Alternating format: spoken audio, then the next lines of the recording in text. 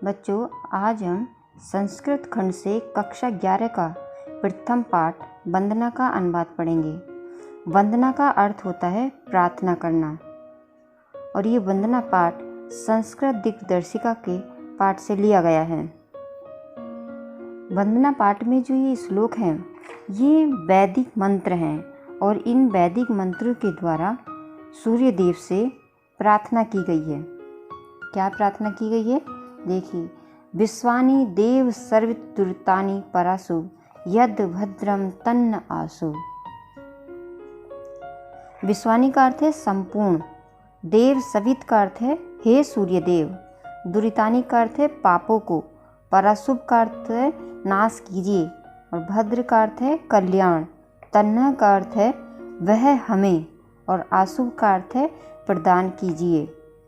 जिसका अर्थ अनुवाद हुआ, हे सूर्यदेव, हमारे समस्त पापों का नाश कीजिए। विश्वानि देव सर्वित दुरितानि पराशुभ। इस पंक्ति का अर्थ है, हे सूर्यदेव, हमारे समस्त पापों का नाश कीजिए। यद का अर्थ है जो, भद्र तन्न आशुभ, और जो कल्याणकारी हो वह हमें प्रदान कीजिए। द्वारा से इसका अनुवाद देखिए, हे सूर्यदेव, हमारे समस्त पापों का नाश कीजिए, और जो कल्याणकारी हो वह हमें प्रदान कीजिए। दूसरा श्लोक है, ईशावास्यमिदं सर्वं यत् किच्च जगत्यां जगतः तेन व्यत्यतेन भुजित्ता मा गृहद कस्य स्वदम धनम। ईसा का अर्थ होता है परमात्मा से, वास्यमिदम का अर्थ है वास्य इदम अर्थात यह, वास्यम का अर्थ है व्याप्त है, जगत्याम का अर्थ है पृथ्वी पर या संसार में, त्यक्तेन का अर्थ है त्यागपूर्ण, भुजित है का अर्थ है भोग करो, माँ गृहद का अर्थ है लोभ न करो, कस्य स्वित का अर्थ है किसका, किसके। इसका अनुवाद है, ईशावास्यमिदं सर्वं यत् किश्च जगत्याम जगत, कि इस चराचर जगत संसार में जो कुछ है वह सब परमात्मा से व्याप्त है।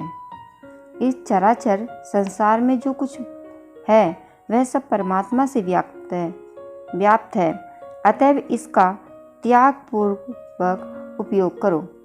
तेन त्यक्तेन भुजित्ता मा गृहद कस्य स्वधनम। अतएव इस सबका त्यागपूर्ण उपयोग करो, लोभ मत करो। धन किसका सगा है, अर्थात किसी के धन का लोभ मत करो।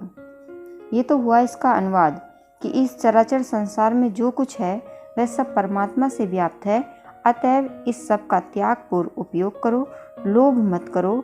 धन किसका सगा है, अथवा किसी के धन का लोभ मत करो।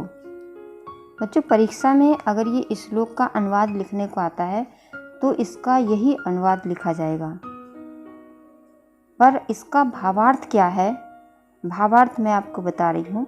भावार्थ परीक्षा में लिखा नहीं जाता है। आपको ये श्लोक समझ में आ जाए कि इसका भावार्थ क्या है, वो मैं बताती हूँ। इसका भावार्थ है कि इस संसार में जो कुछ भी है वह सब परमात्मा का ही है, ऊपर वाले का ही है।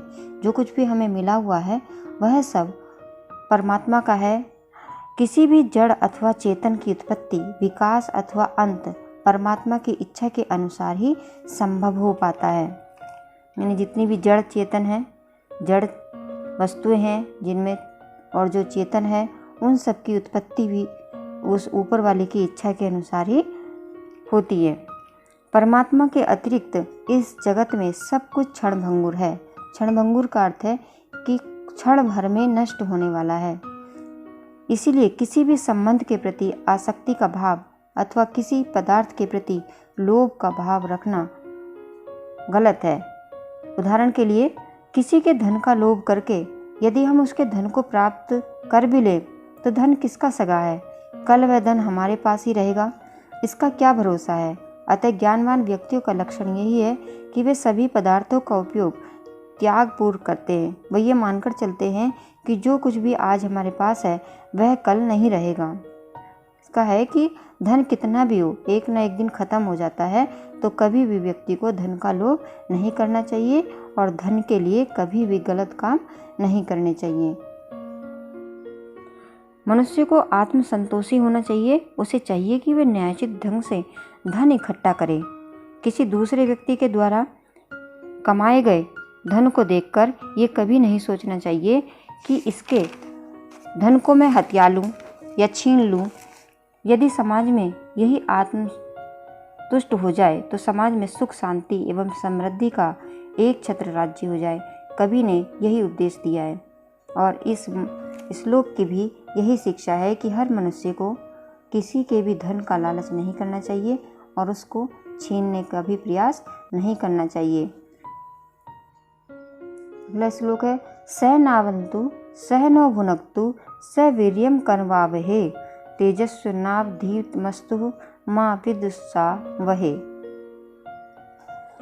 नावतु का अर्थ है हम दोनों की रक्षा करें, भुनक्तु का अर्थ है पालन करें, अधिकतम पढ़ा हुआ ज्ञान, विद्विषावहे का अर्थ है द्वेष न करें, माँ का अर्थ है मत या नहीं, वीर्यम का अर्थ है पराक्रम या प्रयत्न या शक्ति। इसका अनुवाद है सह नावतु सह नो भुनक्तु। हे भगवान, तुम हम दोनों गुरु शिष्य की एक साथ साथ रक्षा करो।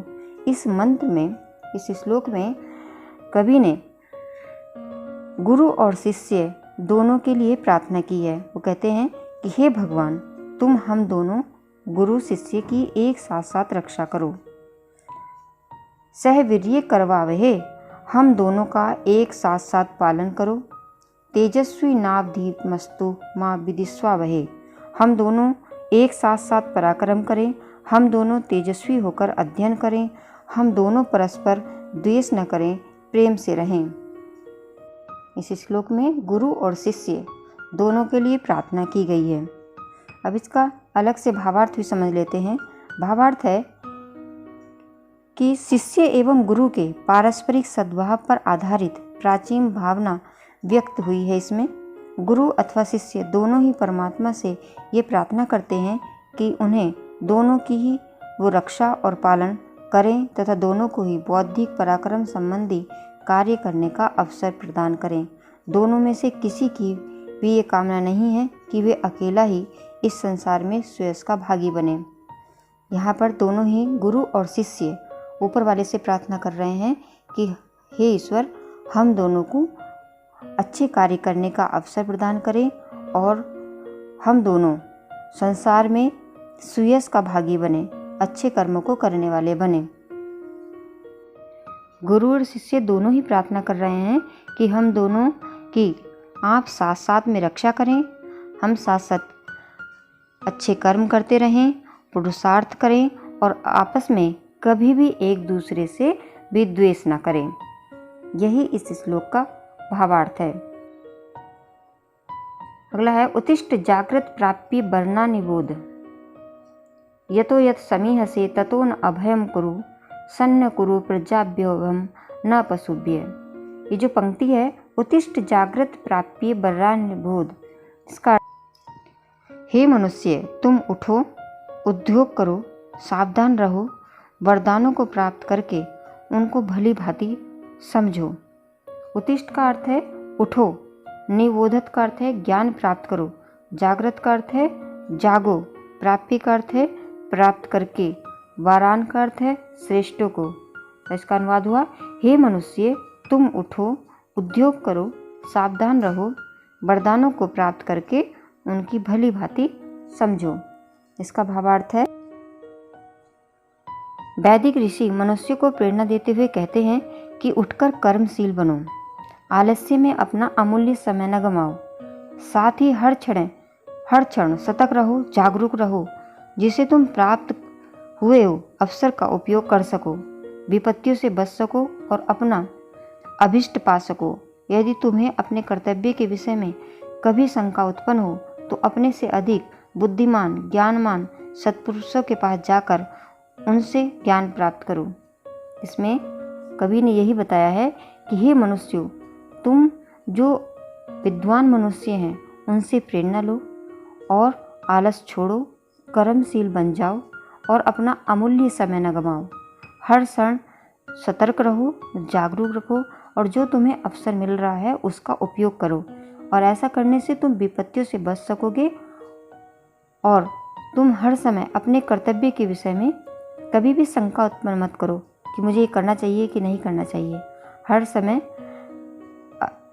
ऐसे कार्य करते रहो जिससे तुम्हारा भला हो और इससे तुम अधिक बुद्धिमान, ज्ञानवान हो जाओगे। और अगर तुम्हें समय मिले तो सत्पुरुषों के पास जाकर उनसे ज्ञान भी प्राप्त करो। यही इस श्लोक का भावार्थ है। अगला श्लोक है, यतो यत् समीहसे ततो न अभयं कुरु सन्न कुरु प्रजाभ्यो अभयं न पशुभ्य। समीहसे का अर्थ है चाहते हो, यतो यत् का अर्थ है जहाँ जहाँ से, न का अर्थ है हमारा, सन्न का अर्थ है हमारा कल्याण, प्रज्योभ्य अभय का अर्थ है अभय, अभय दिलाओ, निडरता दिलाओ। इसका अनुवाद है, हे भगवान, जिससे विघ्न होने की संभावना हो उससे हमें निर्भय करो, हमारे प्रजाजनों के लिए कल्याण करो और हमारे पशुओं का भी कल्याण करो। दोबारा से इसका अनुवाद समझ लेते हैं। इसका अनुवाद है, हे भगवान, जिससे विघ्न होने की संभावना हो उससे हमें निर्भय करो, हमारे प्रजाजनों के लिए कल्याण करो और पशुओं का भी कल्याण करो। इसका भावार्थ है कि कभी प्रार्थना करते हैं कि हे ईश्वर, आप जिससे चाहते हो कि हमें जिससे डर है हमें उससे दूर कर दो, उस व्यक्ति से हमें निर्भय दिला दो और हमारी प्रजा की भी रक्षा करो और हमारे पशुओं की भी रक्षा करो। यही इसका भावार्थ है। बच्चों, परीक्षा में केवल आपको अनुवाद लिखना है। भावार्थ मैंने इसलिए बताया ताकि आपको इन श्लोकों का अर्थ समझ में आ जाए कि इन श्लोकों का अर्थ क्या है। जब ये परीक्षा में आएंगे तो आपको सिर्फ अनुवाद ही लिखना है। ये वंदना का पाठ हमारा पूरा होता है। आशा है मुझे कि ये सब अर्थ आपको समझ में आ गए होंगे। धन्यवाद।